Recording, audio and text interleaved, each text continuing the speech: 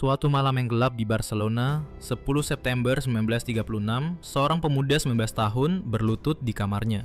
Di tangannya tergenggam sebuah salib kecil. Tubuhnya gemetar, bukan karena takut, tapi karena ia tahu malam itu bisa jadi hari terakhir hidupnya. Suara mobil terdengar berhenti di luar.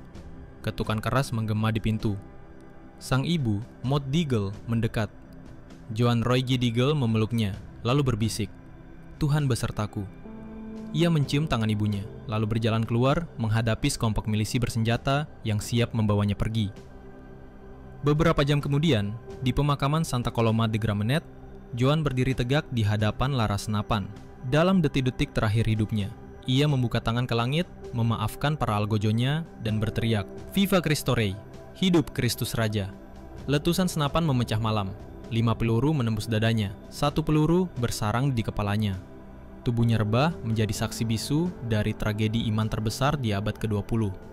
Perang Saudara Spanyol 1936-1939 bukan sekadar konflik politik. Ini adalah luka batin bangsa. Kubu Republik yang didukung komunis dan anarkis melawan nasionalis pimpinan Jenderal Franco yang didukung gereja Katolik. Gereja dianggap simbol kekuasaan yang menindas. Ribuan gereja dibakar, pastor dan biarawati dibunuh. Data sejarah mencatat, hingga 7.000 klerus Katolik tewas, termasuk 13 uskup. Misa dilakukan diam-diam, sakramen disembunyikan. Banyak orang harus menyembunyikan identitas Katolik mereka demi selamat. Di tengah kegelapan itu, hadir sosok muda bersinar, Joan Roy G. Diggle. Lahir di Barcelona 12 Mei 1917, anak bungsu dari Ramon Roig dan Maud Diggle, seorang wanita keturunan Inggris. Sejak kecil, Joan dikenal lembut hati dan punya semangat spiritual tinggi. Ia aktif di Federación de Jóvenes Cristianos de Catalunya, bahkan menjadi direktur cabang anak-anak di El Masnou.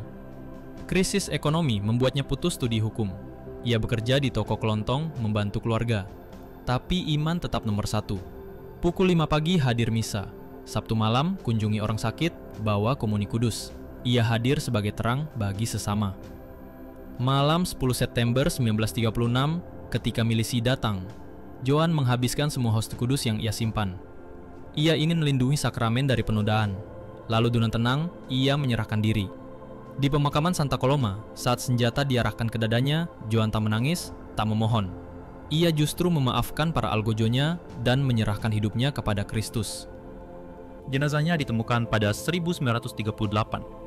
Dimakamkan di kapel gereja San Pere del Masnou. Proses beatifikasi dimulai 1998, dan pada 7 November 2020, Paus Fransiskus secara resmi memproklamasikannya sebagai beato. Kardinal Juan José Omella berkata, "Joan Roig adalah teladan kaum muda. Doanya, persahabatannya dengan Tuhan, dan semangat kerasulannya akan mempersatukan kita lebih dalam benang Kristus." Hari ini, namanya berdiri sejajar dengan hampir 2.000 martir Perang Saudara Spanyol. Kisahnya mengingatkan kita, dalam badai paling gelap, cahaya iman tak pernah padam. Siapa sebenarnya orang-orang muda lain yang berdiri bersama Joan Roig dalam gelombang penganiayaan itu? Bagaimana mereka menjaga iman di tengah horor revolusi? Temukan kisah selengkapnya di Majalah Hidup, edisi 23 tahun 2025.